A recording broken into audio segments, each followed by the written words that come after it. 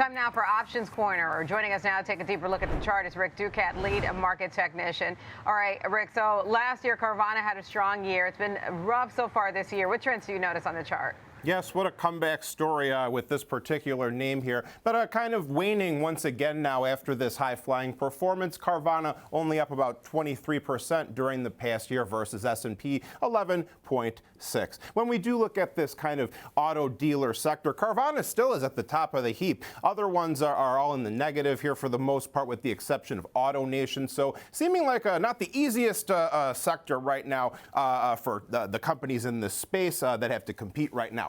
So if we were to look more specifically at Carvana, what we see here is that after failing to overtake our old highs that we established around 485, 486 or so, we have started to have a sharp decline here. 390 stood out along the way here because it was around where we had our close after this gap to the upside, around where we topped out here, around where we hit a low, and then it was a supportive area before the breakdown. So 390 stands out to the upside. We have our falling wedge type shape here, which is typically regarded as more of a bullish setup here. But what you'd be looking for would be a push beyond either of those two white boundary lines in this case here. So earnings could be a major catalyst. One of the main things I'm seeing as I look through the news around Carvana is volatility and, you know, the potential for big swings in this name here. So if we were to move to the downside, the recent relative lows come in right around 328, and then we also have a double bottom type of shape, or not shape rather,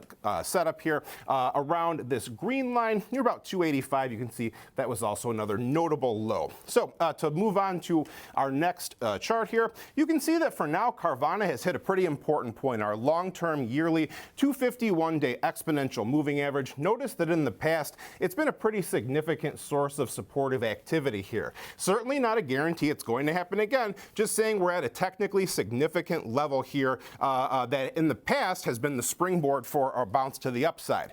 Notice that RSI is also pretty low here, but staying out of the oversold area as we head into earnings. Finally, when we look at our volume profile study, we can see that we're also, from this perspective, at a very important point as well. The point of control near 340 here. The heaviest trading area, things start to really pick up again near 450 to 460 to the upside and around 250 to the downside. All right. What's the approach you would take for an example trade, especially with earnings in front of us, Rick? Right. So thinking about the high potential for volatility in this name, we can look out about 30 days out for March 20th. That's our yellow box right here, plus or minus a 28% move. So quite a sizable move. Notice that that upper edge lines up with our linear regression line, our idea of fair value there. So if we were to kind of overlay everything on each other, we see that the area up here, 440 to about 470. There's a lot of resistance in that area. Where we are right now, there's a lot of support. So perhaps a bullish type of setup here. +1 March 20th, 400, 430, 460. Call butterfly at a 250 debit here. So what we have would be break evens 402.50, 457.50. This triangular type shape here. The best case scenario would be for this one to expire right at that short strike near 430. That would be the max profit of 2,750. Debit paid, max loss 250. So this would be a significant risk to reward ratio theoretically. You know, it's a low chance it'll expire exactly at that point here. Break evens 16.7% to the upside, 32.6% would be the move where it would start to lose money once again. Expected move, as I said, about 28% here for this name. So an interesting setup to be sure. Just an example idea if you were more bullish. All right. Thank you, Rick. Appreciate that. That's Rick Ducat, our lead market technician.